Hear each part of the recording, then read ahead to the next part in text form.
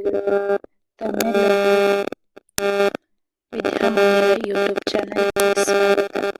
ಇವತ್ತಿನ ಒಂದು ವಿಷಯ ಆಗಸ್ಟ್ 15 ಸ್ವಾತಂತ್ರ್ಯ ದಿನಾಚರಣೆಯ ಕುರಿತು ಭಾಷಣ ಮತ್ತು ಪ್ರಬಂಧವನ್ನು ಬರೆಯಬೇಕಾದರೆ ಅಲ್ಲಿ ಗಮನಿಸಬೇಕಾದ ಕೆಲವೊಂದಿಷ್ಟು ಮುಖ್ಯ ವಿಷಯಗಳ ಕುರಿತು ಇವತ್ತಿನ ಅವಧಿಯಲ್ಲಿ ಚರ್ಚಿಸಲಾಗುವುದು.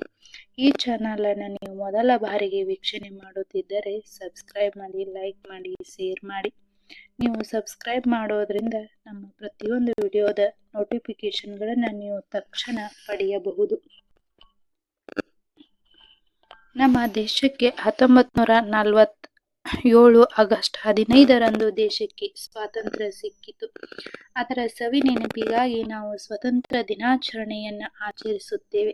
ಈ ಒಂದು ಸ್ವತಂತ್ರ ದಿನಾಚರಣೆಯ ಕುರಿತು ಜವಾಹರ್ಲಾಲ್ ನೆಹರು ಅವರು ಒಂದು ವ್ಯಾಖ್ಯಾನವನ್ನು ಹೇಳಿರ್ತಕ್ಕಂಥದ್ದನ್ನು ನಾವು ಇಲ್ಲಿ ಮೊದಲಿಗೆ ನೆನಪಿಸಿಕೊಳ್ಬೇಕು. ಆಗಸ್ಟ್ 14, 1947 ಮಧ್ಯರಾತ್ರಿಗೆ ಸ್ವಲ್ಪ ಮುಂಚೆ ಪಂಡಿತ್ ಜವಾಹರ್ಲಾಲ್ ನೆಹರು ಭಾರತೀಯ ರಾಜ್ಯಾಂಗ ರಚನಾ ಸಭೆಯ ಕುರಿತು ಈ ರೀತಿ ಹೇಳಿದರು. ಮಧ್ಯರಾತ್ರಿ ಮುಗಿಯುತ್ತಲೇ ಜಗತ್ತು ನಿದ್ರಿಸುತ್ತಿರುವಾಗ ಭಾರತ ಎಚ್ಚೆತ್ತು ಜೀವ ತಳೆದು ಸ್ವತಂತ್ರವಾಗುತ್ತದೆ. ಈ ಗಳಿಗೆಯಲ್ಲಿ ಹಳತಿನಿಂದ ನಾವು ಕಾಲಿಡುತ್ತೇವೆ. ಹೊಸ ಯುಗವೊಂದು ಪ್ರಾರಂಭವಾಗುತ್ತದೆ. ಹಳೆ ಯುಗ ಅಂತ್ಯವಾಗುತ್ತದೆ. ದೀರ್ಘಕಾಲ ಅದುಮೆ ಹಿಡಿಯಲ್ಪಟ್ಟ ರಾಷ್ಟ್ರವೊಂದರ ಆತ್ಮ ನಡೆಯುತ್ತದೆ ಎಂದು ಜವಾಹರ್ಲಾಲ್ ನೆಹರು ಅವರು ತಮ್ಮ ವಿಚಾರಗಳನ್ನು ಮಂಡಿಸಿರ್ತಕ್ಕಂಥದ್ದು ಭಾರತ ಸ್ವಾತಂತ್ರ್ಯದ ಕುರಿತು. ಅದೇ ರೀತಿ ಆಗಸ್ಟ್ 15 ಪ್ರಾರಂಭವಾದಂತೆ ಭಾರತ ತನ್ನೆಲ್ಲ ಬಂಧನದ ಸಂಕೋಲೆಗಳನ್ನು ಕಳಚಿಕೊಂಡು ಸ್ವತಂತ್ರವಾಯಿತು. ಬ್ರಿಟಿಷರ ಹಿಡಿತದಿಂದ ಬಿಡಿಸಿಕೊಂಡು ಭಾರತ ಸ್ವತಂತ್ರವಾಯಿತು. ಅದನ್ನು ಸಾಧಿಸಲು ಭಾರತೀಯರು ಸುಮಾರು 1 ಶತಮಾನಗಳ ಕಾಲ ಹೋರಾಡಬೇಕಾಯಿತು. ಆಗಸ್ಟ್ 15ರಂದು ಭಾರತದಲ್ಲಿ ಸ್ವತಂತ್ರ ದಿನಾಚರಣೆಯನ್ನು ನಾವು ಹೆಮ್ಮೆ ಸಂಭ್ರಮದಿಂದ ಪ್ರತಿ ವರ್ಷವೂ ಕೂಡ ಆಚರಿಸಿಕೊಂಡು ಬಂದಿರತಕ್ಕಂಥದ್ದು ಹೆಮ್ಮೆಯ ವಿಷಯ. ಇಂತಹ ಒಂದು ಭಾರತದ ರಾಜಧಾನಿಯಾಗಿರ್ತಕ್ಕಂಥ ದೆಹಲಿಯ ಪುರಾತನ ಕೆಂಪು ಕೋಟೆಯಲ್ಲಿ ಆಕರ್ಷಣೀಯ ಸಮಾರಂಭಗಳು ಪ್ರತಿ ವರ್ಷವೂ ಜರುಗುತ್ತವೆ.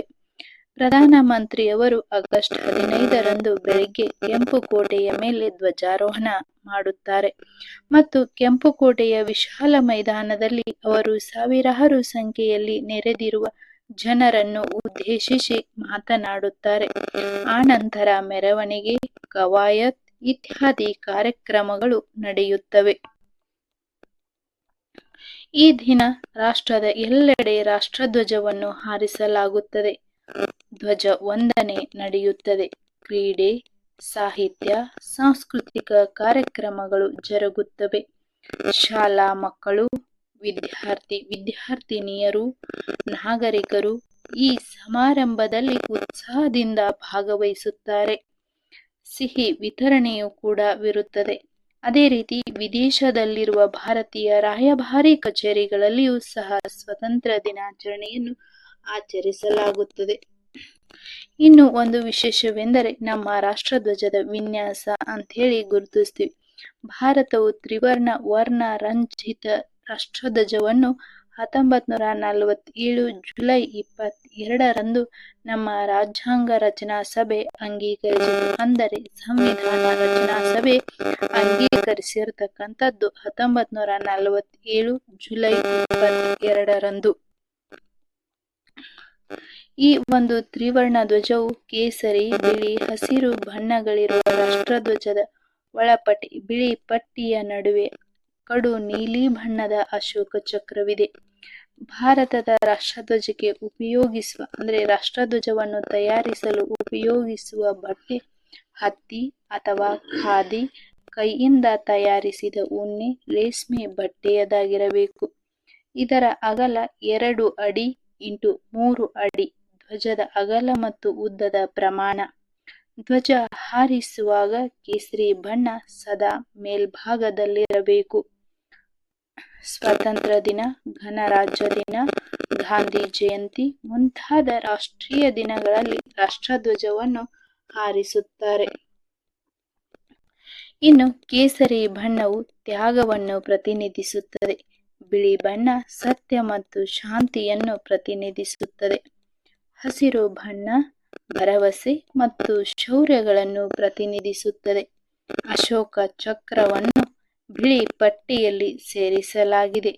ರಾಷ್ಟ್ರಧ್ವಜ ನಮ್ಮೆಲ್ಲರ ಗೌರವದ ಸಂಕೇತ. ಇದಕ್ಕೆ ಅಪಮಾನವಾಗುವಂತೆ ಎಂದಿಗೂ ನಾವು ನಡೆದುಕೊಳ್ಳಬಾರದು. ಇಂತಹ ಒಂದು ಭಾರತ ಹೆಮ್ಮೆಯ ರಾಷ್ಟ್ರ. ಭಾರತಕ್ಕೆ ಒಂದು ರಾಷ್ಟ್ರಧ್ವಜವಿರುವಂತೆ ಒಂದು ರಾಷ್ಟ್ರಗೀತೆಯನ್ನು ಸಹ ಭಾರತ ಒಳಗೊಂಡಿದೆ. ಅದು ಯಾವುದು ಅಂದ್ರೆ ಜನಗಣ ಮನ. ಇದು ನಮ್ಮ ದೇಶದ ರಾಷ್ಟ್ರಗೀತೆ. ಅಂತೆಯೇ ನವಿಲು ನಮ್ಮ ಭಾರತದ ರಾಷ್ಟ್ರ ಪಕ್ಷಿ. ರಾಷ್ಟ್ರ ಪ್ರಾಣಿ ಹುಲಿ. ನಾವು ರಾಷ್ಟ್ರ ಭಾಷೆ ಎಂದು ಹೇಳುವುದಕ್ಕಿಂತಲೂ ಬಹುಮುಖ್ಯವಾಗಿ ಭಾರತದ ಒಕ್ಕೂಟಗಳ ಅಧಿಕೃತ ಭಾಷೆಯಾಗಿ ಹಿಂದಿ ಭಾಷೆಯನ್ನು 1965 ಜನವರಿ 16ರಂದು ಅಂಗೀಕರಿಸಲಾಯಿತು. ರಾಷ್ಟ್ರ ಲಾಂಛನ ಅಶೋಕ ಚಕ್ರ. ಅದೇ ರೀತಿ ಭಾರತದ ರಾಷ್ಟ್ರಸ್ಥಾನ ವಂದೇ ಮಾತರಂ. ಈ ಎಲ್ಲ ಮುಖ್ಯ ಅಂಶಗಳನ್ನು ನೀವು ಪ್ರಬಂಧ ಅಥವಾ ಭಾಷಣದಲ್ಲಿ ಅಳವಡಿಸಿಕೊಳ್ಳುವುದರಿಂದ ಒಂದು ಉತ್ತಮ ಪ್ರಬಂಧವನ್ನ ಬರೆಯಬಹುದು ಅಥವಾ ತಮ್ಮ ಭಾಷಣ ಕೌಶಲ್ಯಗಳನ್ನ ಬೆಳೆಸಿಕೊಳ್ಳಬಹುದು.